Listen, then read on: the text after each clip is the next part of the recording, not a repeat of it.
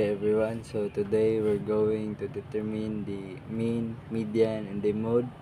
So here is the problem. My teacher assigned me to calculate the average test score of the class.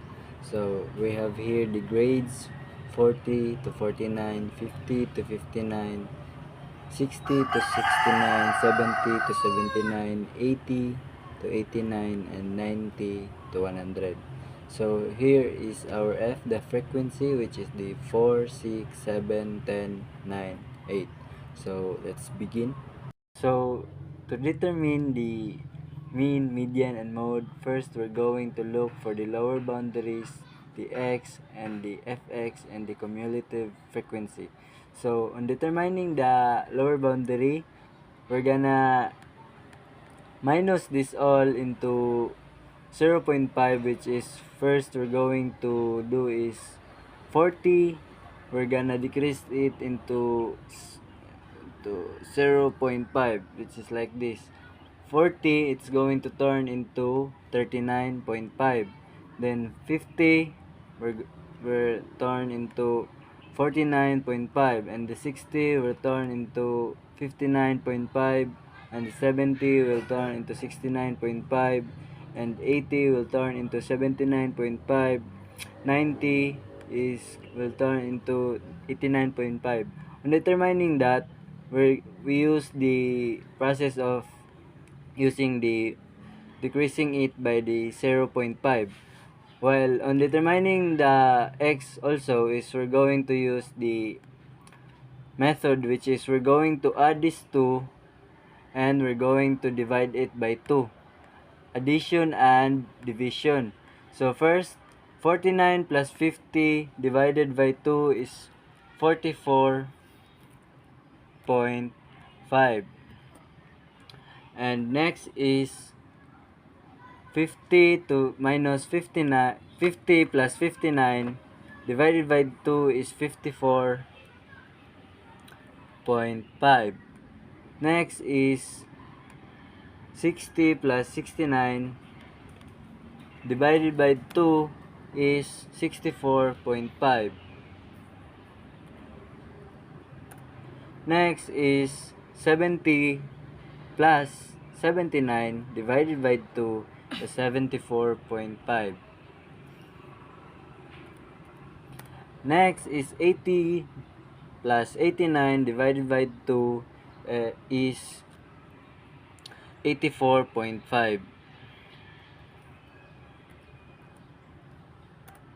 Next is 90 plus 100 divided by 2 is 95.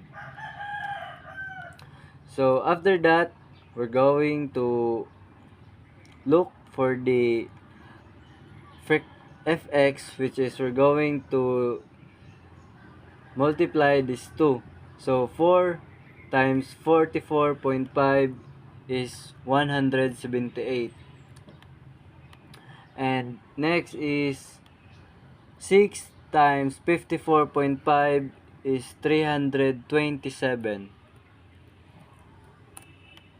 And next is 7 times 64.5 is 451.5.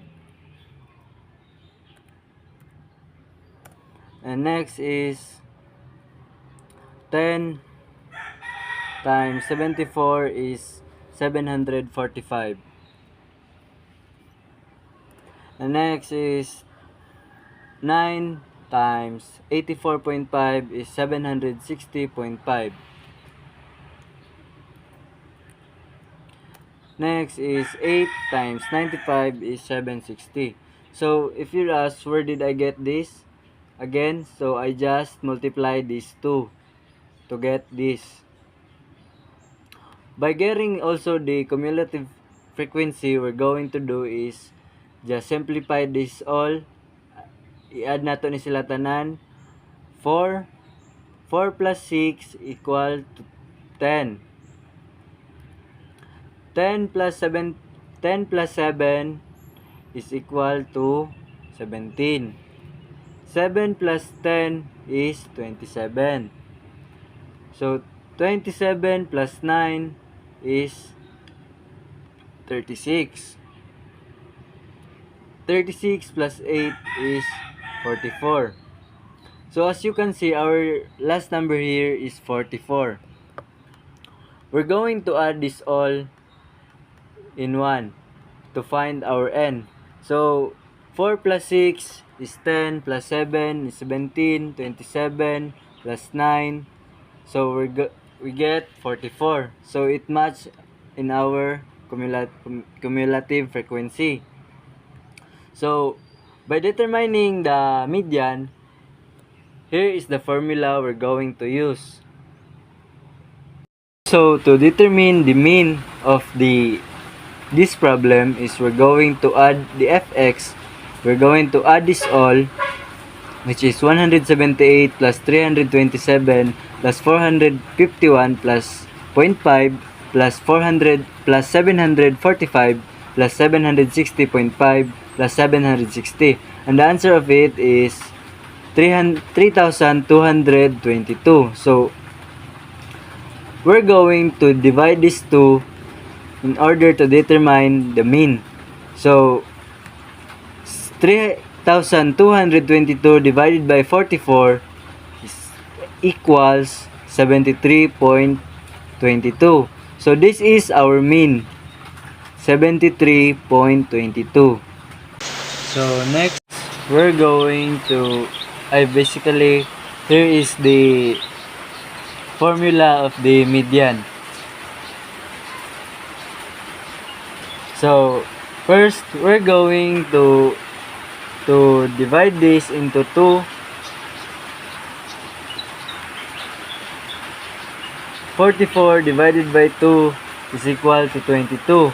So 22, we're going to look kung asa siya duol. O asa duol ang 22. So nasa diri sa 27. So mao ni ato ang median. Kani sila. Mao ni atong median. Kani siya. Mao na atong median. Kana sila. Kana siya. Kana. So kay mao man siya duol sa 27. So mao na siya atong median. So saan nato siya pag-solve? So pangitawon sa nato si lower boundaries, si FM, so si CF o si I. I is total of the grades or the class. So ang LB mao ni siya si kuan 69.5 lower boundaries. So si FM pod kay mao ni siya ang 10. So si 17 ang cumulative frequency nato, di ba, kay 27 man. But ato ang siyang kwaon nganong 17 na siya kay preceding man atong kwaon, which is ang nag-una niya. So next is ang total. So ato po ni siyang add minus 50 minus 10 is 10. So ato ra siyang i-minus para makita nato og pila ka buok ang total nga naa sa isa ka classroom or ang kuan. So 10. So unsaon man ni siya pag-solve? So 69.5 plus 27 minus 17 over 10, ato na siyang i-add. So divided by 10 na siya. So 27 minus 17 is 5. So 5 divided by 10 times 10 is 5 ra gyapon. So 69.5 plus 5 is 74.5, or you can kuan ato na siyang i-translate may mo na siyang 75. So ang ato ang median diri is 74.5. So now ato na pong i-solve is ang mode. So here is the formula for the mode. So we have there the LBC, which is the lower boundary of the modal class, and the D1, which is the difference of the modal class and the preceding it, and the D2 is the difference of the modal class and the class preceding. So diba ang atong modal class kay kaning 79 to 7 70 to 79 kay kaning 27 nakuha na to siya sa ato ang mean ug median. So ang ato ang LBM is 69.5. And the next is atong pangitaon is ang D1. So atong D1 ang ingon diri is ang preceding it. So diri ato ang D1 10. Pero ang preceding niya kay 7 man. So diri ta magkuha. Pero ayan nato siya makuha. Ato asa ni silang i-minus. 10 minus 7 is 3. Okay, very good. Next is the dito. So asa na to makuha ang dito? Diari sa ubos ni 10. So ang ubos ni 10 kay 9. So 10 minus 9 is 1. So ato naman na determine ganiya ang ato ang I, which is ang ato ang class width, which is ang 10. Kuha na natin siya, gi-minus na to ganiha, ag ato ang ipakita sa median 10. So ang solution ani niya is kani 69.53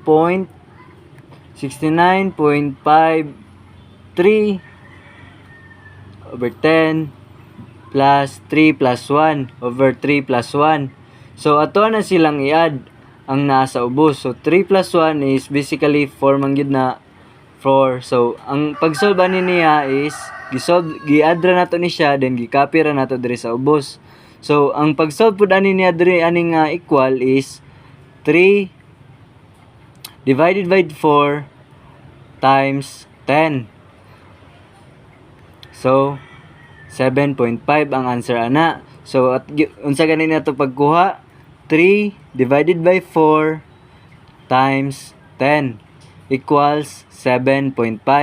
So after ana ato na pud na silang i-add 69.5 plus 7.5. So ang answer na is 77. So ang atong mode is 77. So most likely ang kani nga mga students kay nakakuha og 77. And that would be all for the mean, median, and mode. Thank you. Now let's proceed.